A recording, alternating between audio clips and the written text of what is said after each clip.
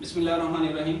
Students, आज का जो लेक्चर मैं डिलीवर करने जा रहा हूँ वो उन स्टूडेंट्स के लिए बहुत ज़रूरी है कि जो कि डिफरेंट किस्म के एंटी टेस्ट की तैयारी में लगे हुए हैं, just like E CAT, M D CAT या even K P K Sindh में जो डिफरेंट किस्म के एंटी टेस्ट इंजीनियरिंग चाहे मेडिकल यूनिवर्सिटीज़ में एडमिशन के लिए होते हैं। तो वहाँ पे आपको सबको पता होगा कि हमारे पास जितने भी एंटी टेस्ट होते हैं मैक्सिमम में कैलकुलेटर की इजाज़त स्टूडेंट्स को नहीं दी जाती। अब स्टूडेंट्स हमारे माशाल्लाह आजकल के जो दौर में हमारे पास 2002 भी करना हो उसके लिए भी कैलकुलेटर इस्तेमाल करते हैं, बल्कि कंफर्म करते हैं कि आया कि आंसर ठीक आया या नहीं। तो जब एंटी टेस्ट में जाते हैं वहाँ पे सबसे ज़्यादा फेल होने की बड़ी वजूहात में से एक वजह ये भी है कि वहाँ पे कैलकुलेटर इस्तेमाल नहीं होता। जब कैलकुलेटर नहीं होता, डिफरेंट किस्म की कैलकुलेशन या डिफरेंट किस्म के सर्किट्स जब स्टूडेंट्स हल करते हैं तो वहाँ पे टाइम की कमी होती है। किसी स्टूडेंट का हमारे पास कोई क्वेश्चन रह जाता है या जल्द में टाइम की कमी की वजह से प्रेशर में वो जल्द में हमारे पास कोई आंसर गलत लगाते हैं। अब वहाँ पे नेगेटिव मार्किंग होती है हमारे पास। तो इस वजह से इन चीज़ों से बचने के लिए आपके ये जो रजिस्टर वाले ये कम्बिनेशन वाले कम्प्लेक्स सर्किट है हमारे पास, इनको हल करने के लिए हम शॉर्टकट ट्रिक बताएंगे आपको कि जो आपके एंटी टेस्ट के लिए हेल्पफुल होंगी हमारे पास। आज के इस टॉपिक में आप मैट्रिक एफएससी में ये चीज़ें पढ़ के आए हैं कि हमारे पास रजिस्टर में दो कम्बिनेशन इस्तेमाल किए जाते हैं कि series circuit then parallel circuit. Series circuit में हम ज्यादा डिटेल में नहीं जाएंगे, हमारा ज्यादा फोकस ये होगा कि हम डिफरेंट किस्म के सर्किट्स को इजीली सॉल्व कैसे कर सकेंगे। जस्ट थोड़ा सा ओवरव्यू लेते हैं कि सीरीज सर्किट हमारे पास कौन से सर्किट होते हैं कि जिनमें हमारे पास करंट के फ्लो के लिए, चार्जेस के फ्लो के लिए एक सिंगल पाथ होता है, यानी कि रजिस्टर जो होते हैं हमारे एंड टू एंड कनेक्टेड होते हैं। जस्ट लाइक दिस, एक एंड दूसरे से कनेक्ट होगा, हमारे पास जो करंट का होगा वो सिंगल पाथ होगा। जस्ट लाइक अगर हम यहाँ पे एक बैटरी अटैच कर दें, यहाँ पे एक बैटरी अटैच कर दें, यहाँ से हमारे पास जो चार्जेस होंगे इस पॉजिटिव टर्मिनल से कन्वेंशनल करंट जो है वो यहाँ से इधर फ्लो करेगा। तमाम रेजिस्टेंस में करंट सेम फ्लो करेगा, same number of charges flow करेंगे। करंट के लिए हमारे पास एक ही पाथ है, ठीक है। तो जब सीरीज में हमारे पास सर्किट लगे हुए होते हैं, इसकी इक्विवेलेंट रेजिस्टेंस निकालना हमारे लिए ज्यादा मुश्किल काम नहीं है। क्यों? सिंपल नंबर ऑफ रेजिस्टेंस जो हैं उनकी वैल्यू ऐड कर लें। जस्ट लाइक अगर हमारे पास ये 10 ओम रेजिस्टर था, ये 20 है, ये 15 है, तो अगर हमने इक्विवेलेंट रेजिस्टेंस निकाल दिया तो इनकी सिंपल वैल्यू ऐड कर लें। 10 20 हमारे पास 30 हो गए, 15 ऐड करेंगे हमारे पास, तो ये हमारे पास 45 ओम आंसर आ जाएगा, ठीक है। अब ये एमसीक्यूज हमारे पास आता होता है कि जब सीरीज सर्किट में हमारे पास रेजिस्टर लगे हुए होते हैं, जो आर इक्विवेलेंट होता है वो ग्रेटर देन होता है आर मैक्स। आर मैक्स का क्या मतलब है कि यहाँ पे जितने भी रेजिस्टर लगे हुए हैं उन सब में जो मैक्सिमम वैल्यू है हमारे पास, मसलन यहाँ पे हमारे पास 3 रेजिस्टर थे, R1 R2 then sorry R3 R3, इसमें मैक्सिमम वैल्यू हमारी 20 थी इन तीनों में, लेकिन हमारा जो आंसर आया है वो 45 आया है। इसका ये मतलब है कि आर इक्विवेलेंट जो है हमारे जो रेजिस्टर में सबसे बड़ी वैल्यू थी, आर इक्विवेलेंट उससे भी ज्यादा आएगी हमारे पास। अगर हमारे पास डिफरेंट रजिस्टर हो लेकिन सीरीज में लगे हों लेकिन इक्वल वैल्यू हो, तो आप उसमें सिंपल क्या करें, उनके नंबर ऑफ रेजिस्टेंस ऐड कर लें। जस्ट लाइक दिस कि अगर हमारे पास ये सारे 10 ओम के रजिस्टर होते हैं, ठीक है, 10 ओम के रजिस्टर होते हैं, तो इनका आंसर वैसे अगर सिंपली ऐड करें 10 प्लस 10, ठीक है, आंसर हमारे पास क्या आएगा 30 ओम आएगा। लेकिन जब हमारे पास नंबर ऑफ ज्यादा रजिस्टर ज्यादा हो जाएंगे, हमारे पास मसलन 10 रजिस्टर लगे हुए हैं, 20 लगे हुए हैं, लेकिन उनकी वैल्यू इक्वल है, तो आप क्या करें, उस वैल्यू को उतने नंबर ऑफ रजिस्टर से मल्टीप्लाई करा दें। मतलब R equivalent is equal to NR। N हमारे पास यहाँ पे 3 है, इस कॉम्बिनेशन में 3 रजिस्टर हैं, उनकी वैल्यू 10 है, तो हमारे पास आंसर क्या आएगा 30 आएगा, ठीक है। तो सीरीज सर्किट हल करना कोई ज्यादा मुश्किल काम नहीं है, सिंपल उनकी हम वैल्यू को क्या कर देते हैं, ऐड कर देते हैं। हमारे पास जो ज्यादा मसला आता है वो हमारे पास पैरेलल सर्किट में आता है। पैरेलल सर्किट क्या होता है हमारे पास कि करंट के लिए हमारे पास स्प्लिट पाथ हो जाता है, करंट स्प्लिट हो जाते हैं, एट द एंड हमारे पास दोबारा वो इकट्ठे हो जाते हैं। मसलन कि ये हमारे पास पैरेलल सर्किट है, यहाँ पे अगर हम एक बैटरी अटैच करें, यहाँ पे ये बैटरी अटैच की, अब यहाँ से देखिए, यहाँ से चार्जेस हमारे पास यहाँ से स्टार्ट होंगे, कुछ चार्जेस हमारे पास यहाँ पे आएंगे, यहाँ पे करंट 2 हिस्सों में डिवाइड हो रहा है।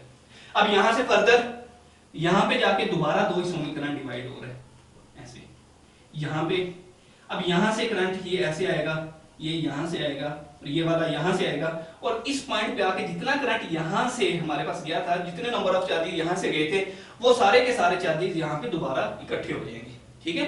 तो मतलब हर रजिस्टर में से डिफरेंट चार्जेस पास किए हैं, वो उनकी नंबर ऑफ रेजिस्टेंस की वैल्यू पे डिपेंड करेगा कि कितना, जितनी रेजिस्टेंस की वैल्यू कम होगी उसमें से उतना करंट ज्यादा फ्लो करेगा। अब हमारे पास जो रजिस्टर पैरेलल में हल करने के लिए ये फार्मूला है जनरल कि इस तरह हम जितने नंबर ऑफ रजिस्टर लगे उनको ऐसे हल करेंगे, लेकिन हमारे पास एनडी टेस्ट में इतना टाइम नहीं होता कि आप इतने वैल्यू के लिए इतने 4 5 10 रजिस्टर लगे हुए उनको पैरेलल में बार बार एक को इस तरह हल किया जाए। यहाँ पे जो होता है इक्विवेलेंट रेजिस्टेंस जो होती है हमारे पास, उसमें क्या होता है कि हमारे पास जो इक्विवेलेंट है वो जो मिनिमम रेजिस्टेंस उससे भी कम आंसर आएगा, मिनिमम का उससे भी कम आंसर आएगा। मसलन हम सिंपल दो वैल्यू लेके देखते हैं, ये 2 ओम लेते हैं, ये 4 ओम लेते हैं।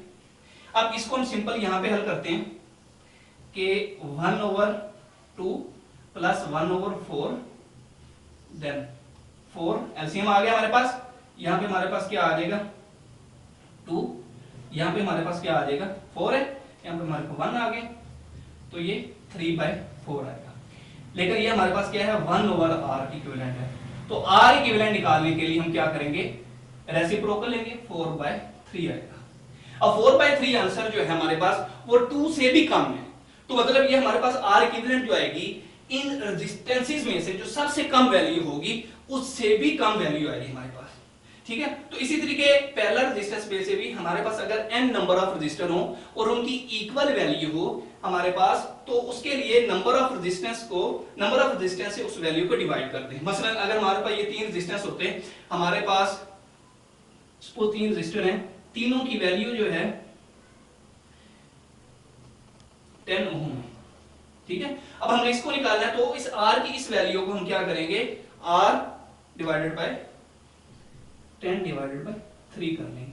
तो सिंपल क्या करना है आपने r/n जितने नंबर ऑफ रेजिस्टेंसेस हैं, ठीक है, उसको रेजिस्टेंस की वैल्यू से डिवाइड कर देना, आपके पास टोटल आंसर आ जाएगा।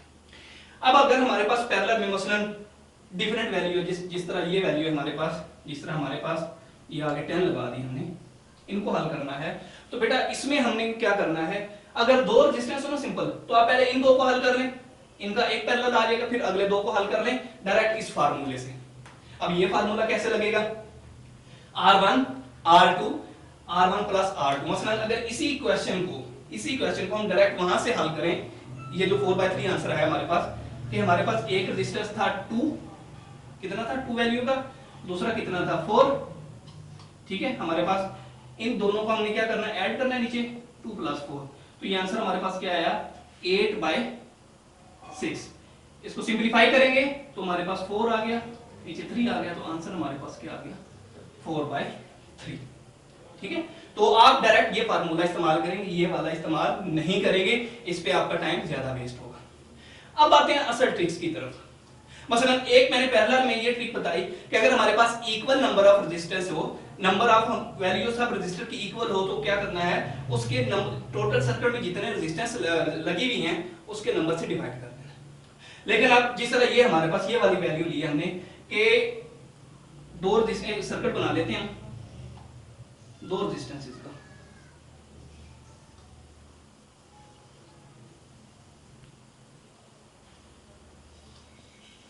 R1 है, R2 है, ये हमारे पास जस्ट 2 ओम, ये हमारे पास 4 ओम है।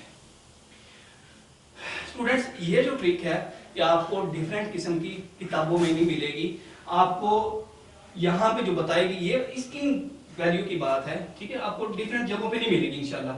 हमारे पास इसका शॉर्टकट ये है, आपने क्या करना है कि जो बड़ी वाली वैल्यू है, अगर एक वैल्यू आपने पहले क्या चेक करना, दोनों रेजिस्टेंस का कॉम्बिनेशन चेक करना है कि अगर हमारे पास उन दोनों में कोई एक रेजिस्टेंस जो है दूसरे का इंटीग्रल मल्टीपल है या नहीं।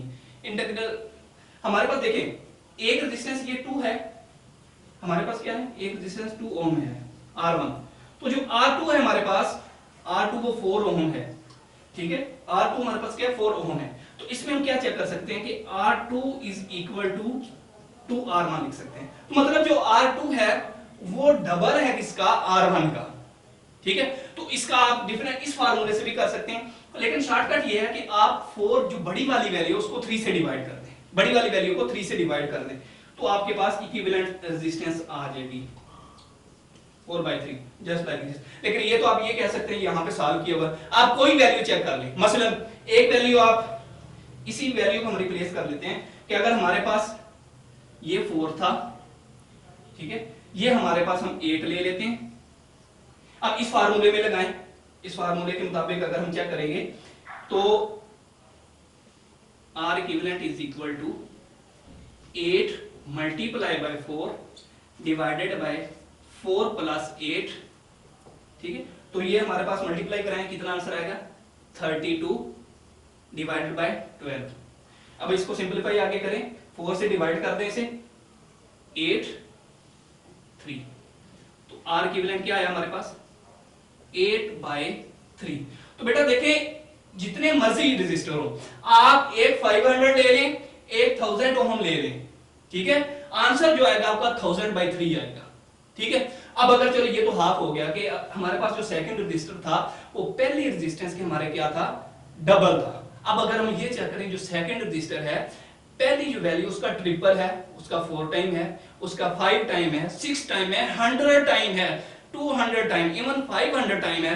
तो आप सिंपल रेजिस्टेंस की वैल्यू देखें, आपको इतना आइडिया हो, मतलब ये 4 है, ये 8 है, ये डबल है, ये हमारे पास 2 है, ये 6 है, मतलब ट्रिपल है, ये हमारे पास 4 है, ये 20 है, मतलब 5 टाइम्स है। आपको सिर्फ उसका रिलेशन पता चल जाए कि दोनों रेजिस्टेंस में रिलेशन कितना है, आप फौरन बेटा उसकी इक्विवेलेंट रेजिस्टेंस निकाल सकते हैं। तो स्टूडेंट्स अभी हमने क्या देखा कि अगर एक रेजिस्टेंस दूसरे का क्या हो, डबल हो, तो आपने क्या करना है कि जो बड़ी वाली वैल्यू है उसको 3 से डिवाइड कर देना है, ठीक है। आपको कोई फार्मूला अप्लाई करने की जरूरत नहीं है कि आप इसमें हल करें या 1 ओवर रेसिप्रोकल लेके सॉल्व करें, आपने क्या करना है, लेकिन ये हो कि डबल हो, तो बड़ी वाली वैल्यू का आपने 3 से डिवाइड कर देना, आपकी इक्विवेलेंट रेजिस्टेंस आ जाएगी। अब अगर ट्रिपल हो, 4 टाइम हो, या हमारे पास 5 टाइम हो, इवन 100, 200, 500 टाइम हो, तो फिर क्या किया जाए हमारे पास। तो स्टूडेंट्स आपने उसके लिए एक सिंपल ट्रिक याद करनी है कि अगर हमारे पास 2 टाइम है तो हम डिवाइड, बड़ी वाली वैल्यू को डिवाइड किससे कर रहे हैं, 3 से। अगर हमारे पास 3 टाइम है तो बड़ी वाली वैल्यू को आप जस्ट क्या करें, 4 से डिवाइड कर दें। अगर हमारे पास 5 टाइम है कि सपोज हमारे पास एक रेजिस्टेंस है, हमारे पास 5, दूसरा 25 है, तो मैं यहां से आंसर बता सकता हूं कि जो इसका आंसर होगा वो 25/6 आएगा, ठीक है। ये कोई ढकी छुपी बात नहीं, हम इस फार्मूले से इसे चेक कर सकते हैं कि अगर हम चले ट्रिपल वैल्यू लेके देखते हैं कि जस्ट सपोज हमारे पास R1 जो है ये हम 2 ओम ले लेते हैं, R2 जो है 2 का ट्रिपल कितना होगा 6 ओम ले लेते हैं। तो इस फार्मूले में लगाएं R1 R2 से, तो 6 2 कितने हो गए 12 हो गए, ठीक है। और नीचे आंसर क्या आएगा हमारे पास 2 प्लस 6 क्या हो जाएगा हमारे पास 8 हो जाएगा। अब इसे सिंप्लीफाई करें, हमारे पास क्या आ जाएगा 2 से करें, 2 6 2 4 ये और भी सिंप्लीफाई हो सकता है, लेकिन सिर्फ इसलिए हमारे पास जो बड़ी वैल्यू वो क्या थी 6 थी, और नीचे डिवाइड में क्या आ रहा है 4 आ रहा है, क्यों, ये ट्रिपल था।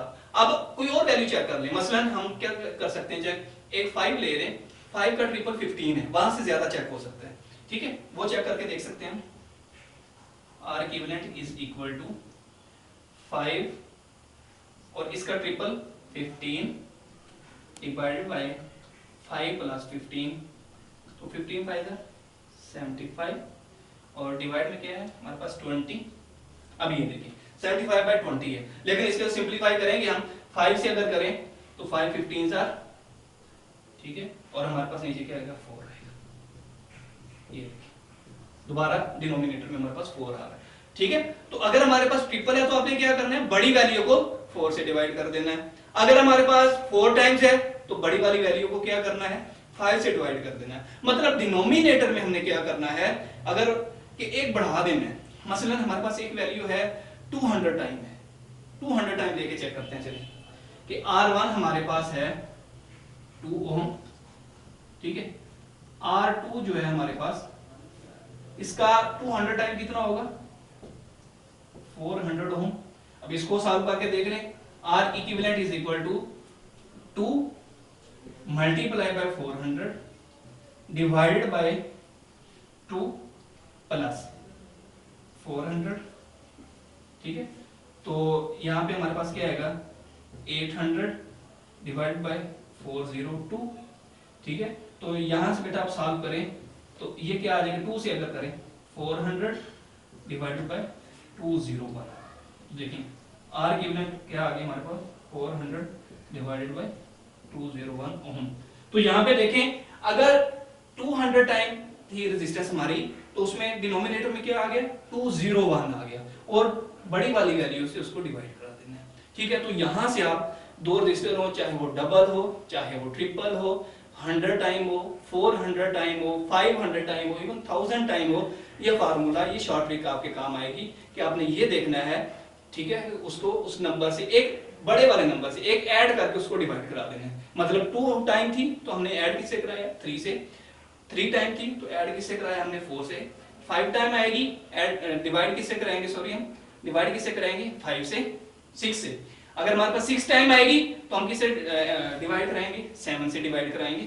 ठीक है, तो ये सिर्फ शॉर्ट ट्रिक्स थी कि हम सीरीज और पैरेलल को हल कैसे कर सकते हैं।